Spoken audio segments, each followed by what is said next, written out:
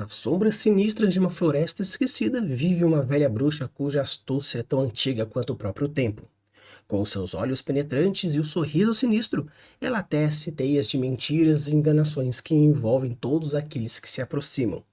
Sob o disfarce de uma figura inofensiva, ela manipula o destino dos inocentes, guiando-os por caminhos tortuosos para satisfazer seus próprios propósitos sombrios. À luz da lua traiçoeira, a verdade é obscurecida por suas artimanhas, enquanto a velha bruxa continua a tecer seu intricado jogo de ilusões e enganações. Quer então entender como você pode manipular um pouco as informações de verdades e mentiras dentro do seu mundo fantástico, das suas histórias, das suas campanhas, dos seus universos? Então sim, bora!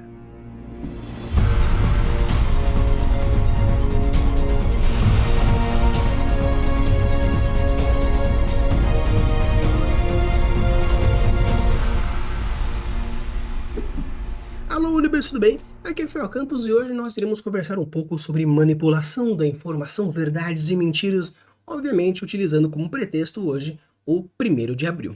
Só que antes da gente adentrar profundamente mesmo sobre o que é verdade, mentiras, técnicas e um pouco sobre isso, eu acho interessante a gente conversar um pouco sobre a motivação, o porquê.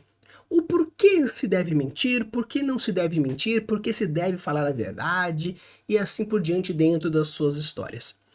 Uma coisa que é muito importante é que mentir para o jogador, mentir para o espectador, mentir para o leitor não é legal, tá? Então se você tem como objetivo enganar essas pessoas, saiba que você tem que ter um motivo muito importante para querer enganar essa galera. Enganar essa galera para simplesmente falar assim, não, na verdade...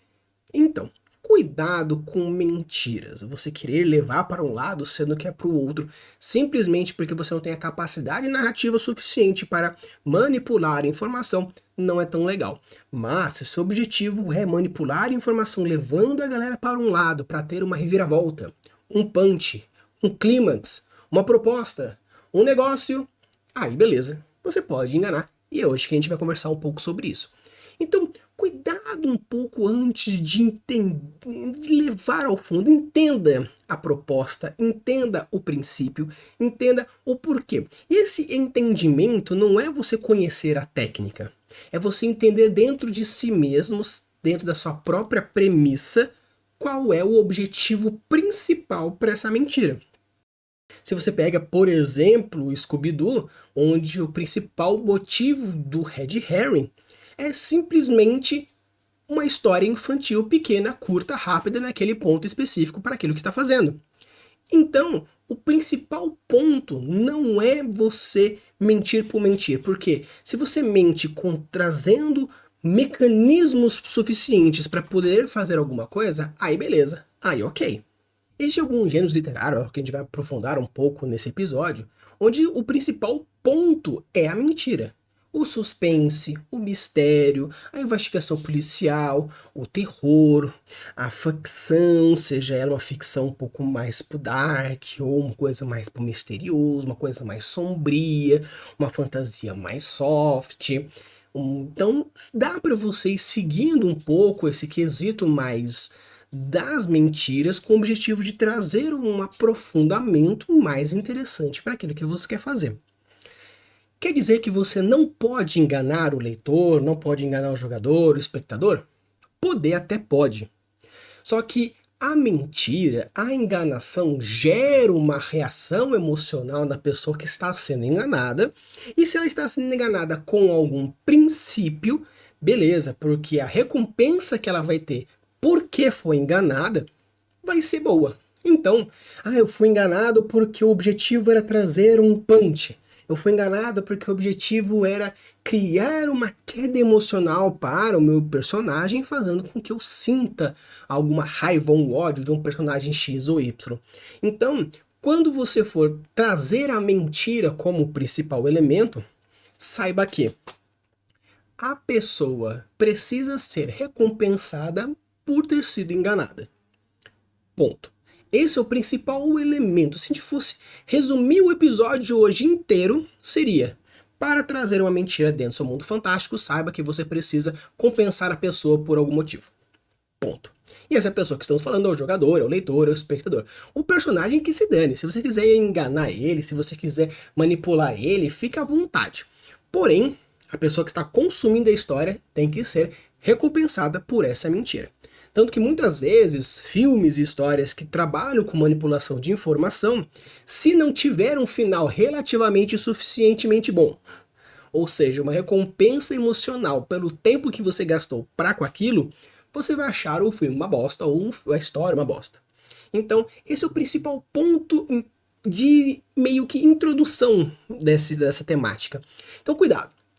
Quero enganar o meu leitor. Perfeito. Vamos fazer isso? Vamos. O episódio inteiro hoje vai ser como você pode fazer isso e como você consegue utilizar das artimanhas. Mas saiba que você precisa compensar a pessoa por ter sido enganada. Beleza? Então vamos lá. Vamos trazer algumas técnicas que são interessantes você utilizar caso você queira manipular a informação. O primeiro é flashback.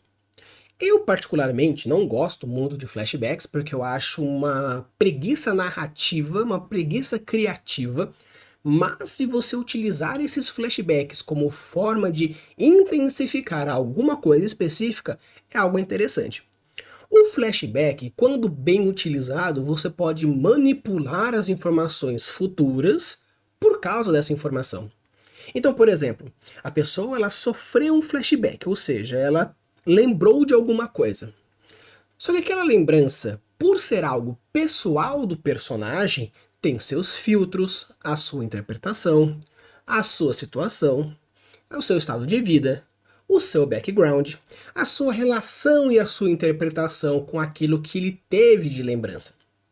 Por causa de todos esses filtros, você pode alegar que o personagem viu, sentiu, interpretou, fez alguma coisa a partir dos seus filtros. Então, mesmo que você esteja, por exemplo, fazendo um quadrinho ou um filme e aquela informação deveria ser algo meio que batida no martelo, não tem problema você dar aquela mentira e uma interpretação diferente do que está acontecendo, uma descrição diferente do que está acontecendo. Por quê? Porque quem está tendo flashback é o personagem.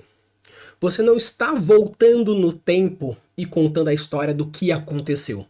Você está entrando na mente do personagem e esse personagem está voltando no passado, não fisicamente, mas sim mentalmente e emocionalmente.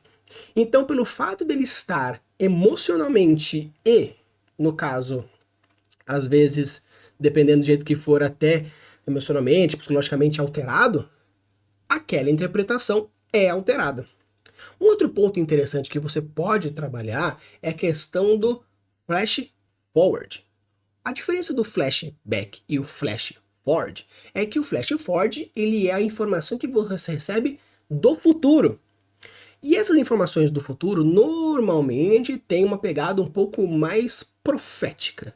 No caso, por exemplo, se a gente for pegar todos os filmes da série Premonição, você percebe que o nosso protagonista, ou a protagonista, tem meio que um vislumbre das mortes, e as mortes vão acontecendo de acordo com os elementos da interpretação, ou pela foto, ou pela lembrança, ou pelo estalo, ou por alguma coisa.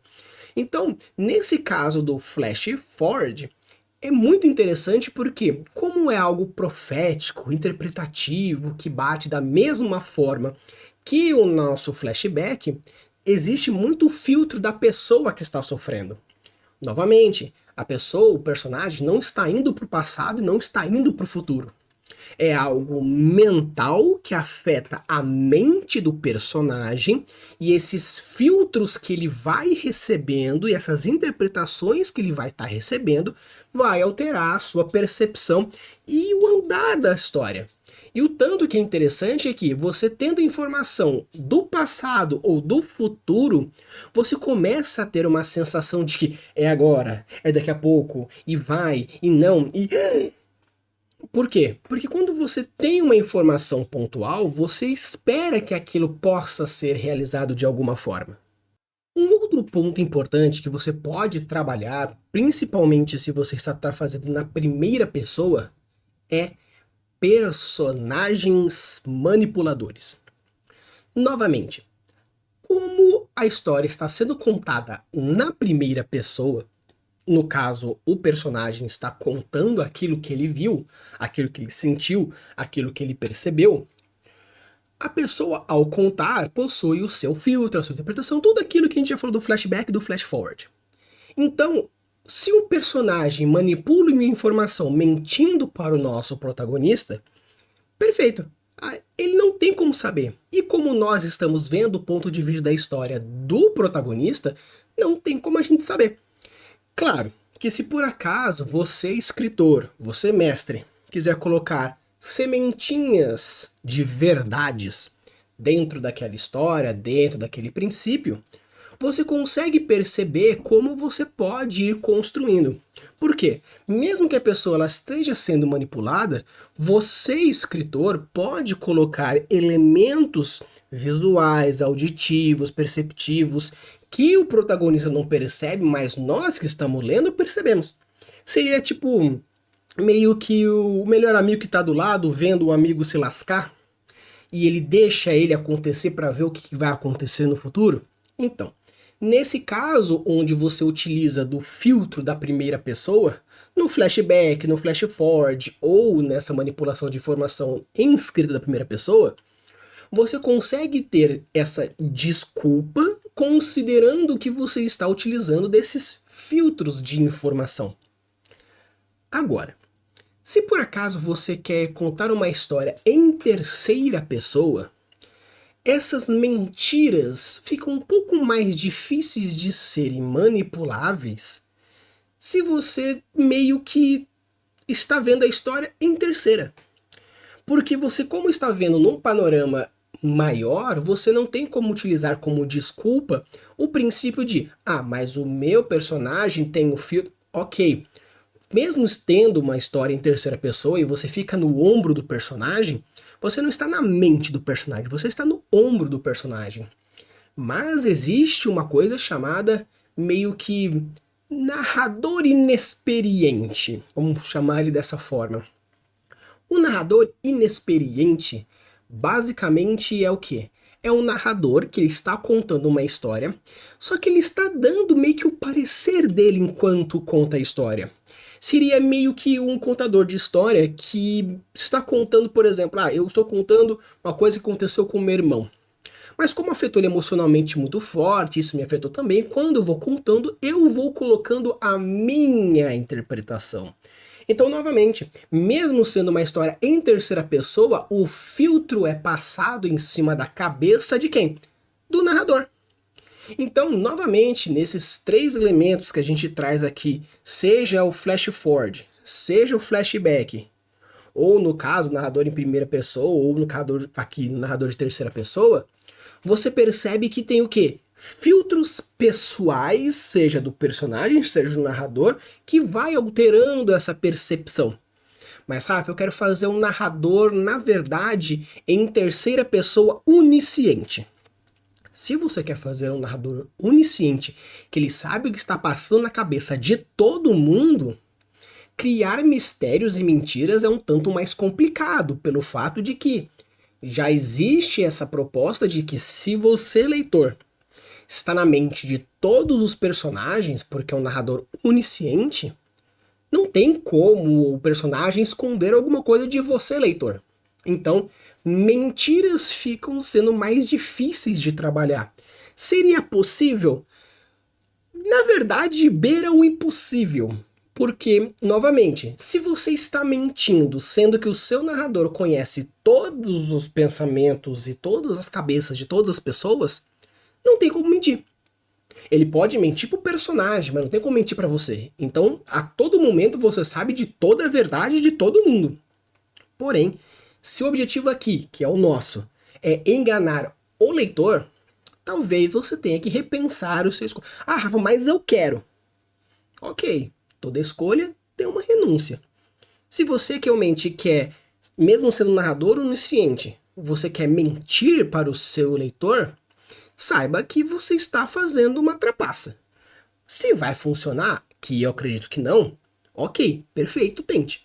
Mas, de uma maneira geral, a mentira precisa de um mistério. precisa de algo que se esconda. Então, se vai esconder, você não tem como saber de tudo.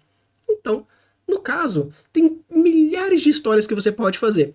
Se você quer contar uma mentira, enganar o leitor, fazendo com que você leve para um caminho para gerar um punch futuramente, então não faça o narrador onisciente, faça o narrador para uma outra história, onde possa ter mistérios da mesma forma, porém os mistérios serão feitos de outro formato, não mentindo para o leitor.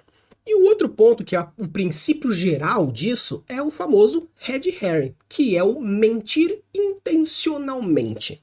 Ou seja, todo esse vídeo é um gigantesco red herring, que é você mentir com o objetivo de ser realmente falso. Neste caso, basicamente é você empurrar a história levando ao entendimento que é aquilo. Por exemplo, eu estou levando toda a história, levando que é uma possessão, que é uma possessão, que é uma possessão, que é uma possessão, até chegar no punch da história que fala, na verdade era coma. Na verdade era doença mental. Na verdade era uma implementação de memória. O red herring é uma estrutura narrativa, não é um elemento narrativo. Meio que o flashback é um elemento narrativo que você utiliza para a pessoa ter uma informação do passado. O flash forward para saber uma informação do futuro. Manipulação do personagem para você meio que utilizar os personagens para enganar o seu protagonista. No caso, o narrador inexperiente, onde ele vai contando e dando as opiniões dele, meio que um narrador palpiteiro, também tem um filtro do narrador. E o red herring é a proposta inteira da história. Eu vou levar todo o caminho para aquele ponto para criar o clímax, o punch, a reviravolta, a controvérsia e tudo que vai girar. Então o legal do red herring não é necessariamente o como, mas sim o porquê. O red herring tem um grande ponto que é a moral desse vídeo. Por que eu quero mentir? Eu quero mentir por causa disso. Então essa será a sua justificativa. Por essa ser justificativa, vou gerar elementos que levem para essa proposta para conseguir fazer com que chegue a esse elemento que eu quero fazer. Então agora vamos falar rapidamente dos gêneros. Então vou falar um pouco agora rapidamente sobre os gêneros que são interessantes se você trabalhar um pouco essa mentira, essa verdade. O primeiro gênero, algo muito gostoso de fazer isso, é um suspense. O suspense basicamente é trabalhar em cima da mentira e da verdade pontual. O suspense é quando você não tem todas as informações, considerando então de que, para alguns falam que mentira é quando você passa uma informação falsa. Porém, você passar uma informação parcial não deixa de ser uma mentira. Ah, é mentira branca, mentira... Então, não. Mentira é mentira. Então o legal do suspense é você dar uma informação parcial. Seria uma mentira mais leve. A pessoa tem a informação, tem uma ideia do que está acontecendo, porém não tem toda a noção do que está acontecendo, fazendo com que você tenha essa vontade. Meio que eu vou gerar informações parciais para que a pessoa que está lendo, que está vivenciando, receba a informação parcial, novamente, e ela consiga completar a partir do que ela acha. Como eu em nenhum momento, escritor, narrador, estou contando todas as verdades, eu apenas disse isso, você interpretou aquilo, vai fazer com que aquilo fique na psique da pessoa. Então, mentiras e verdades em cima do suspense é essa a proposta. Já no caso do mistério ou investigação, que isso seria meio que um subgênero, você pode adentrar mistério e investigação em qualquer outro macrogênero, mas o mistério e a investigação tem como principal ponto o quê? Levar todo um arco de história onde eu tenho um mistério, reviravoltas e resolução. E o interessante das reviravoltas é que o personagem protagonista precisa ser enganado. E se ele está sendo enganado, por que não enganar o leitor juntamente? Porque se todo passo que ele vai fazendo, ele vai ganhando uma pista nova, uma pista nova, uma pista nova, uma pista nova, Aí fica meio chato. Ele precisa de pistas falsas, precisa de pistas verdadeiras. E não saber quando é falso, quando é verdadeiro, isso é o interessante. Caso você queira levar a história numa proposta de Red Herring, você vai receber muitas pistas falsas, mais pistas falsas do que verdadeiras, onde no final você vai apenas pegar as verdadeiras e chegar na resolução. Então o interessante aqui dos mistérios e investigações dentro de um microgênero seria você ver qual que é a proposta. Caso eu queira fazer uma fantasia com mistérios, você vai ter todo um mundo fantástico, onde essa fantasia vai ser o pano de fundo dos mistérios que você quer fazer. O mistério com o Saci, o mistério com o Pegasus, o mistério no mundo, não sei o quê. Então a fantasia vai ser o pano de fundo e o mistério vai ser o desenrolar da história. Quer fazer um mistério com ficção científica? Então o plano de fundo vai ser o quê? A ficção científica. Nós vamos ter talvez uns robôs, vão ter umas armas laser, vai ter uns medicamentos, vai ter uma distopia, uma utopia, mas o mistério em cima disso chega lá. E você pode colocar esses elementos de terror aí no meio. Porque o terror, juntamente com o suspense, ele traz uma informação parcial. Só que o terror, a informação que você vai dar é o quê? É um pouco mais tenebrosa do que o suspense. O suspense é trabalhar a falta de informação. O terror é a falta de informação com pitadas psicologicamente e emocionalmente perturbadoras. E o horror, já nós temos uma criatura, provavelmente, que vai ter o grande medo em cima do negócio. Então, bem legal, porque esses pequenos textos que são mais os suspenses e os mistérios de investigação são os pontos principais para você trabalhar uma mentira e uma verdade. E você pode utilizar qualquer outro gênero como forma de cenário ou uma forma de pano de fundo. Na fantasia, no terror, no horror, na ficção científica, alta fantasia, eu quero fazer um terror galáctico, né, um terror cósmico como o do Lovecraft, quero fazer uma espada e feitiçaria como Conan Bárbaro, quero fazer uma alta fantasia como O Senhor dos Anéis, quero fazer um Alien, no caso um terror um pouco com ficção científica. Então o interessante aqui dentro dos gêneros literários é que qualquer gênero você pode trabalhar o quê? As verdades e as mentiras, onde os mistérios, investigações e suspenses serão o quê? Essa trabalhada de verdade e mentira. A história necessariamente não precisa ser um mistério de não sei o que para você trabalhar uma mentira. Dentro de uma história de fantasia, sei lá, um D&D clássico aí, você pode meio que, vou enrolar uma investigação aqui, mesmo que não precise de uma investigação. Simplesmente algum personagem quis mentir para você. Ou falou uma falsa verdade, ou falou uma semi-verdade. Então, não necessariamente a história precisa rolar em cima de uma investigação ou de um mistério. Mas, se você for trabalhar as falsas verdades, perfeito.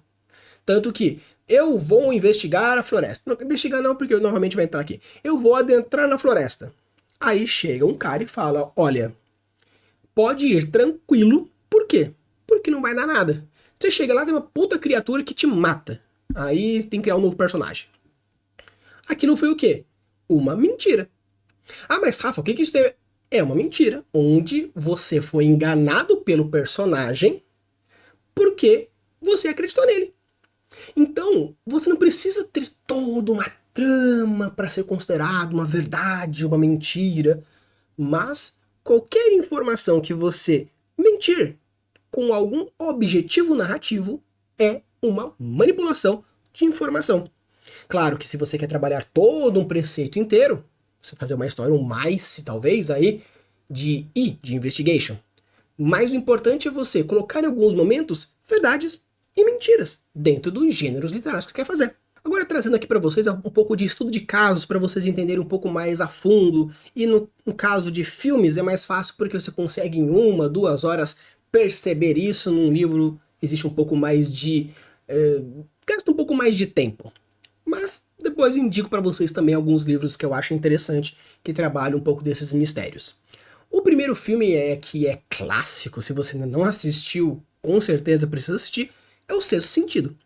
O Sexto Sentido, basicamente, nós temos a história de um psicólogo que trata de uma criança que vê os mortos e tem toda essa história rolando, até que o cara percebe que ele está morto.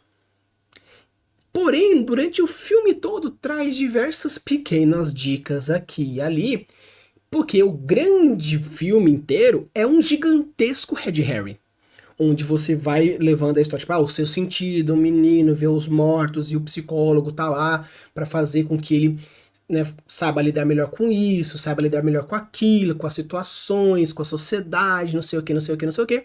Mas da mesma forma que ele vai lidando com o menino também ajuda ele a perceber que ele é um morto que precisa de ajuda e A, B, C e D. Então é interessante porque essa brincadeira que você vai levando para esse lado, na verdade a história toda é um psicólogo morreu e a criança está ajudando ele a perceber que ele está morto. Então, por ter esses dois caminhos, porém a história vai levando para um para depois receber o punch no final, é uma história gigantescamente de Harry. Não tem mistério, não tem investigação, é mais um suspense com um terrorzinho aqui. Porém, o pano de fundo traz esse mistério, esse gigantesco Red Herring que, obviamente, quem assistiu pela primeira vez já deu um puta spoiler, desculpa, mas vamos dizer assim, né, é um filme antigo, então por favor, não é spoiler, já passou de 10 anos, não é spoiler. Mas você recebe todas essas informações. Um outro filme bem legal é A Origem, né, que é Inception, que não necessariamente você é meio que enganado, porém, como a percepção de tempo, espaço e realidade em cima do filme ela é alterada, você pode utilizar dessas semi-informações para levar a pessoa a entender aquilo. Por quê? No final da história, quando o peãozinho está lá girando dentro da caixa, realmente aconteceu, não aconteceu, porque toda a história se leva para dizer que aquele gatilho do peãozinho é para perceber se eles conseguiram voltar para a realidade. E tá girando. Então realmente voltou? Ou por causa que é uma percepção de tempo na mente da pessoa é diferente, então não deu tempo ainda de terminar de girar o peãozinho? Então, todas essas ideias trazem o quê? Esse final aberto é considerado uma mentira? Ah, não. É um final aberto, onde a interpretação tua é o que vai levar. Então quer dizer que todo final aberto é considerado uma manipulação de informação? Em tese, sim. Porém, como a principal ideia do filme é trazer essa proposta de manipulação de informação, esse final traz essa proposta. Um outro filme clássico aí é o Clube da Luta, onde toda a história vai percebendo de que depois que chega o personagem do Brad Pitt com o princípio de eu estou aqui para te ajudar, ele vai dando sinais de que na verdade o Brad Pitt não existe. E vai adentrando e vai seguindo até que ele percebe que realmente não existe. Então, o que é legal desses filmes é você perceber que toda essa relação que tem com a informação é... O objetivo da história é enganar a pessoa? Não. O objetivo é mostrar o quê? Duas linhas de história. Onde eu vou levar você para cá e o punch vai ser ali. E essa é a proposta. Então, eu estou levando um cara, conhece um outro, que vira amigos e não sei o que, papapá, não sei o que, blá, blá, blá, blá, blá.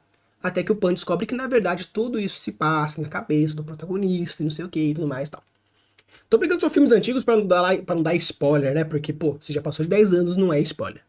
Tanto que o próximo filme que é bem legal é A Vila, onde tem toda essa proposta de que existe uma história sendo contada na época, sei lá, medievo, vitoriana, bem coisa, e depois no final percebe que na verdade o mundo existe hoje, 2000 e pouco, mas é girado um universo ali no meio que justifique a presença e a ausência das informações, do terror, das criaturas e tudo mais, para fazer com que tal coisa aconteça. Então é bem legal porque agora que esse filme tem como principal enganar você. E sim, é um terror com o objetivo de enganar, juntamente com vai enganar a protagonista. Então é bem legal porque você vai tendo essas manipulações em diferentes gêneros. Onde eu tenho um terror suspense no seu sentido, eu tenho já uma ação e aventura com um quê de mistériozinho no Clube da Luta. Aqui já em Inception, por exemplo, nós temos um grande forte de ficção científica. Nós temos aqui na Vila já um terror com um horrorzinho. Então esses elementos que vão trazendo ponto a ponto a partir de propostas diferentes traz toda essa informação. E no caso do Garoto Exemplar, onde é baseado num livro, então é interessante porque você pode ir atrás do livro também. Vou ver se eu até consigo deixar o PDF aqui na descrição, caso eu consiga achar para vocês. Então, trazer a proposta de enganar no quê? Porque nesse caso do filme, nós temos a percepção da realidade a partir da manipulação de informação, porque é um thriller, né? Não, cara, que não sabe, é um thriller, é um terror com suspense e uns assassinatos de polícia aí no meio. Então, essa informação de vai, que não vai, que vai, que não vai, passa na cabeça e tal, e tem não sei o que da personagem, manipulação, não sei o que. Então, todas essas reviravoltas onde você não vai entendendo onde vai levando, vai chegando até o ponto que tem como objetivo criar punches. Então, todos esses filmes que eu trouxe aqui, todas as histórias que vão sendo manipuladas, essas informações, para trazer um punch que você não espera, um final inesperado. Ah, mas quer dizer que todo final é inesperado, então? Não, porque existem alguns finais esperados que estão dentro daquele ramo.